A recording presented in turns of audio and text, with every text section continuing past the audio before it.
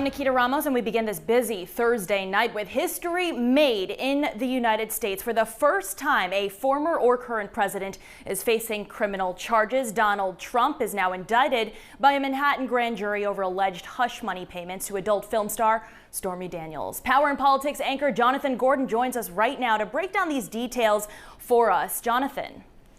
Nikita, we know the Manhattan District Attorney's Office has been investigating the former president in connection with his alleged role in this hush money payment scheme and cover-up that dates back to the 2016 presidential election. Multiple outlets are reporting that the timing of this indictment has caught Trump off guard. I want to bring in attorney and former Republican Yonkers City Councilman John Murtaugh. John, thank you so much for joining me. Yeah, good evening. We were told just today the grand jury was not expected to meet for several weeks. What do you think could have changed? I don't think anything changed. I think they, wanted to sort of clean up before they went home. I was a little surprised at 5:30 when I heard about the indictment. I agree, because I had heard that they were recessing, but they did their job and they've delivered an indictment. The next steps should play out like any other criminal indictment, but what can we expect between now and a possible arraignment? I think we're already hearing that New York City has instructed every police officer on the force to show up for work tomorrow in uniform. So clearly New York City is bracing for protests. I think you're going to see some of that. I'm not sure of the degree of it. They expect to arraign Donald Trump early next week. I think that's the plan. It's going to be a media circus for the next several days. The legal process will play out over the weeks and months ahead as it properly should. And I want to ask you, just from your perspective, are you surprised that the Republican response has been so swift to defend the former president?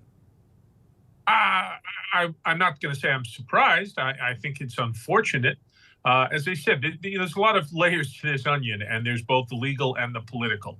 The legal is very clear, and as I said, it's already apparent that Alvin Bragg is not going to get pulled into the tit for tat with Donald Trump.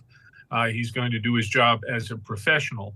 The political side of it is going to be very, very different, and it's unfortunate, I think, that by and large, the national Republicans are just going to immediately line up and parrot the former president that, this is a political indictment, that we're becoming a banana republic and all of that nonsense.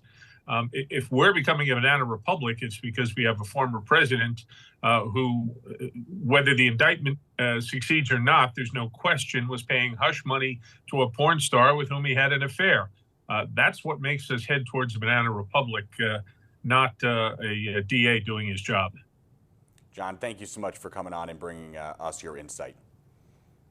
Thank you.